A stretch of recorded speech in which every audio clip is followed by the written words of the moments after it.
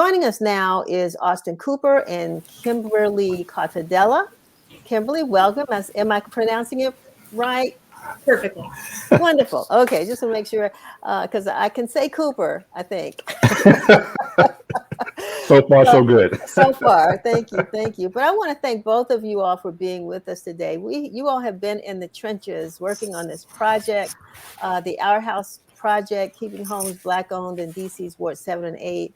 And, people see your writing, they've been seeing the articles, but I wanted to talk first, starting with Austin, if you could just give a little background about this project we're involved in and how Center for Public Integrity has, how we're partnering with them to do this. Well, thank you, and good afternoon, everybody. This is indeed an exciting partnership with the Center for Public Integrity on the Our House DC newsletter.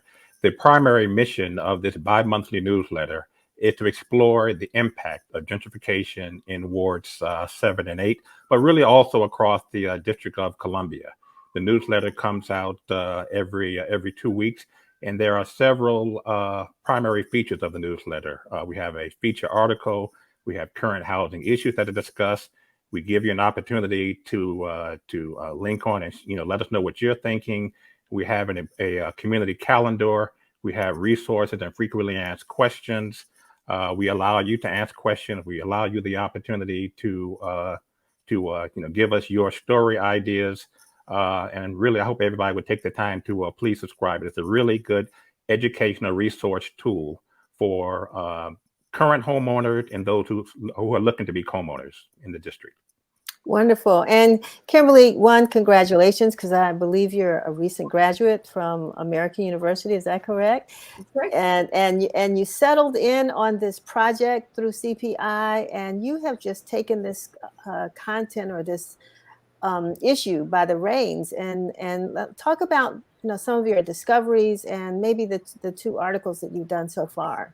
Absolutely. My stories have focused on an increased pressure to sell houses in our wild housing market and how this can be especially detrimental to longtime generational Black homeowners in DC. There often feels like there is option A or option B, live in a deteriorating house or sell it and take quick cash, not always thinking about how housing prices are only increasing. And the value of the home has the ability to be this nest egg for future generations to preserve Black homeownership in the district. And a public integrity analysis revealed that Black homeownership among Black households has decreased, gone down in wards 1 through 6. But Black homeownership is increasing in wards 7 and 8. And I talked to scholars and activists, and they told me why this isn't exactly a reason to celebrate. We might see this number to start dipping in the future.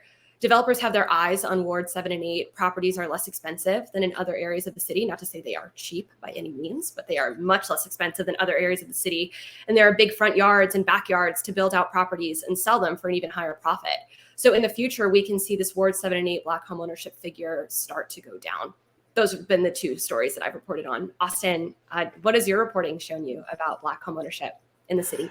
Well, I've written 2 stories during my period with the team. The first was on Talbot Street in Southeast. It's they're the tenants have been forced to leave their homes, their condos, because they were frankly poorly constructed by Stanton Development.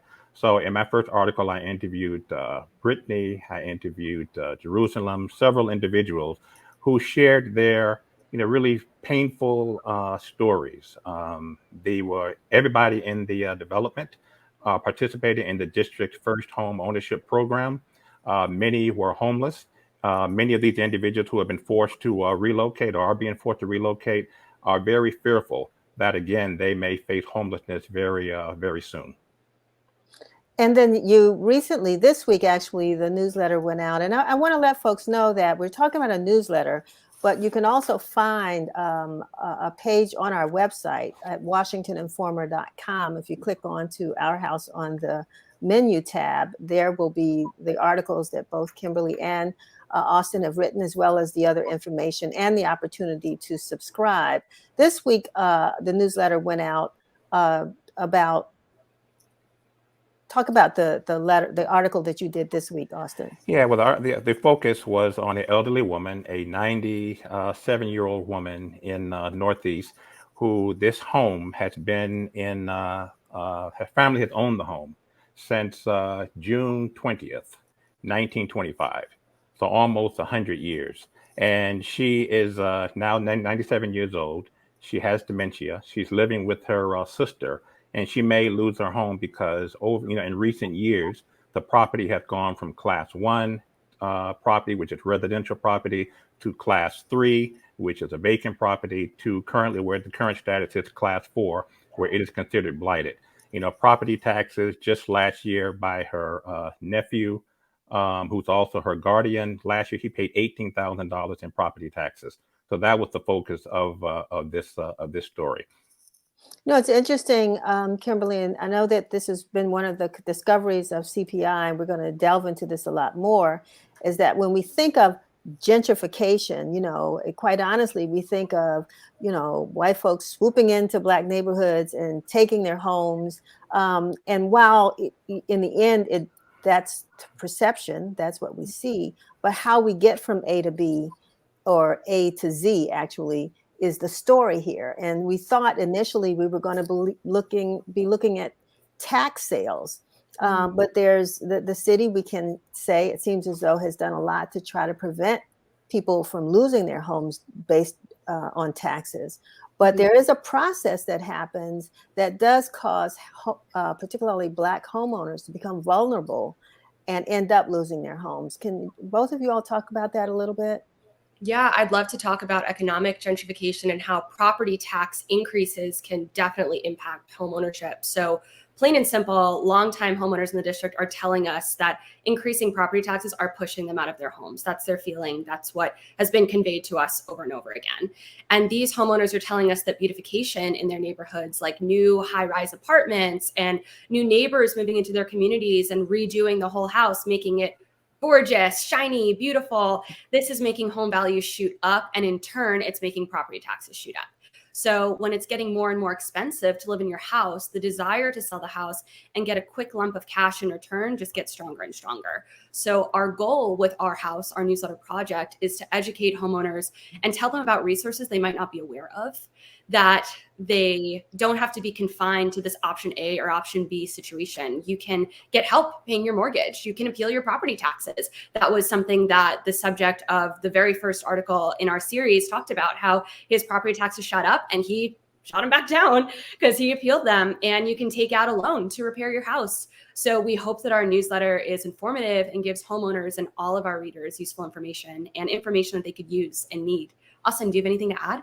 Yeah, and to follow up, again, just to reiterate what you said, Kimberly, this is our House DC newsletter. It's a really important resource tool for renters and those who want to one day own a home, as well as those who are currently owning homes and are facing challenges, the trials and tribulations of home ownership.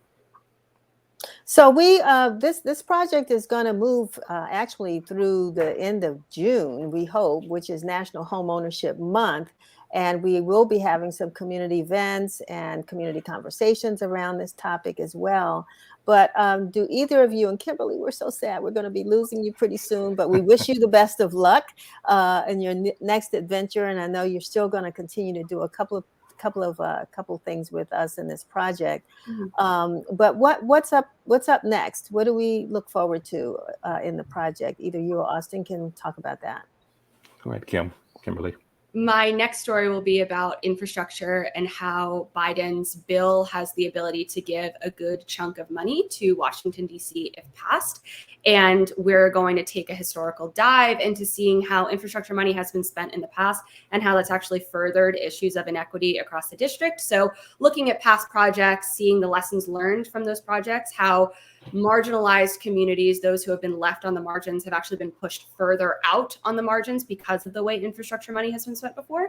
So looking to see how activists, organizers, scholars, historians are saying, this is the way that money's been spent. We have a new opportunity now. We have maybe a large chunk of money coming into our area, and we would like to spend it so equity can be pursued and inequity isn't just furthered. That'll be coming up on 2 Mondays from now, not this next Wonderful. November 8th. November 8th. And Kimberly, before we go, we didn't give a proper introduction to the Center for Public Integrity. Could you tell our viewers more about the organization itself? Absolutely. The Center for Public Integrity is a nonprofit investigative outlet based in DC, but our reporting spans all over the country. Sometimes we hone in on specific areas like we're doing with the Our House Project. Sometimes we write stories that have to do with everybody in the country. So based in Washington, DC, that is our home, but it is not at all central to our mission, our reporting. We focus on inequality-based situations, bringing historical perspectives and modern-day ideas to issues of inequity everywhere.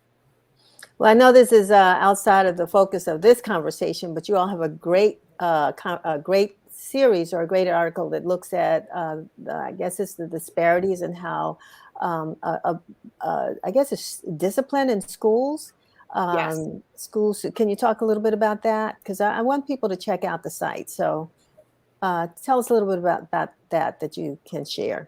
Absolutely. So this starts a few years ago. We had one of our wonderful reporters write a story about how Virginia is especially bad at handling police presence in schools and how it can actually harm specific students of specific communities, specifically students with disabilities, and Black students and other students of color bear the brunt of the presence of police in schools. And that story actually got some Virginia laws changed to make things better in that state. So more recently, a few months ago, our fantastic team of reporters, our education reporter, our data reporter, and a few other people in our newsroom did a deep data analysis nationally and actually partnered with many local papers all across the country to bring these numbers to their own communities and say, we have this giant database of police presence in schools, of disparities in school policing, and we want to see how this impacts specific communities all across the country, but also specific people groups. And our reporting revealed that students with disabilities and students of color, specifically Black students, do bear the brunt of the police presence in schools. So go to our site, check out Criminalizing Kids, check out our partner stories. They're all fantastic. And maybe you can even bring that database, bring that reporting into your own community as well. Fantastic. I really appreciate both of you all being with us today to amplify what we've been doing, what the Washington Informer has been doing in partnership with CPI on this Our House project. We're hoping that at the end of the year as well, Kimberly and Austin, that there may be some policies that we impact as it relates to home ownership here in the District of Columbia. Exactly. I know we asked one question, Austin, about people who may have felt as though they've been pushed out of the city and would love to come back, and I think one of the responses that we got was someone who lives in the city is looking forward to leaving, and it didn't have anything with taxes or any of the other issues. It was crime. And so that is a topic that we may also be looking at, and how that contributes to the whole factor of gentrification. So with that, I want to thank both of you all for being with us today. And we're going to put up the link again, Shevry, for the Our House section on our website. Austin, make the pitch. What do you want people to do? I want people to, to subscribe. Subscribe. This is an educational tool, again, for renters, for homeowners. Please share with your friends, family, neighbors. Help us get the word out. And also give us your story ideas. We want this to be an interactive educational tool for the community. So if you have story ideas, we are always open to pitches. All right. Thank you so very much, both of you, and have a wonderful day. And we'll keep on writing. Thank you. All right. Take care.